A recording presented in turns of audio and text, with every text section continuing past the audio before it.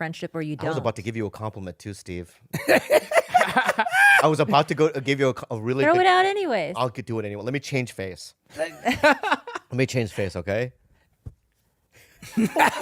So creepy. It's so creepy. Here's another thing I love about you, and you just take it, okay? Okay. Is, stand-up comedy is something I started with in 1995. I signed up for open mic. I'd never done anything before, acted, nothing. I just walked off the streets and signed up at a open mic in San Diego. And I started doing it. I went up every night, bombed for years. And I got to a point, moved to LA, and I did all the rigmarole and all the things that you need to do. And I got to a place where, oh shit, I can audition for shows now. And I got on the Tonight Show and I did all the things, right? And so, I feel like I'm a organic, stand-up. Sure. Okay?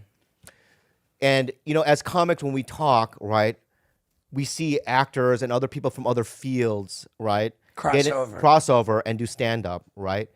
And it takes a lot for us to give that person its rightful credit and go, that person's a stand-up now. Because I know thousands of people actors and other people that have crossed over, and I went, fuck that guy. That guy should not be doing it. But you're the type of stand-up that you should be doing it because you proved your worth. Well, thanks, man. And I'll tell you why I say that. It was one night you were at the store or whatever, and you were talking with a bunch of comics, you were hanging out. When in my head, I thought, it was not a question that you shouldn't be there. You know what I mean? Like, I looked at you like I looked at Whitney Cummings or any of these other people like, oh, cool, Steve's here, my friend, a comic, right?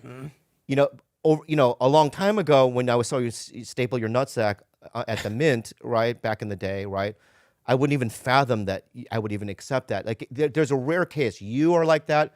Obviously, Theo Von, because Theo Von didn't come from, a stand-up. He had to change, or he had to reinvent himself, right?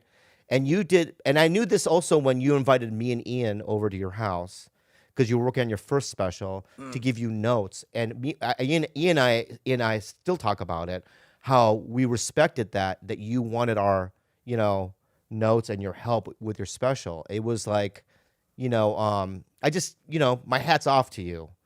I was gonna say this earlier on the podcast, then you attacked me about the fucking and I literally thought to myself, I'm not gonna say this fucking bullshit from this fuckface. But then I decided to fucking do it anyway because I really do mean that, man. All right. How do you feel about it? I super love you. I super appreciate your kind words. I really, really do. Yeah. I loved that you were willing to come over to check out this.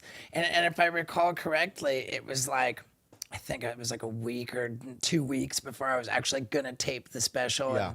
And I had you guys come over. I asked you to come over to view like the last show I had taped, Yeah. Oh, what should I do? And you were like, hey, man, maybe next time, why don't you... let's do this a little fucking sooner when it's not like next week. You know? Like, and I also remember too that, you've been very kind because, dude, I wasn't ready to fucking tape that special. Like. Oh, you wish you hadn't done it? It wasn't that I wish that I hadn't done it. It was just that, like, there was a lot that just, for where I was at that time, it couldn't have come out any better. But where I was at that time was very early in the process. Yeah. And here's something that I have a lot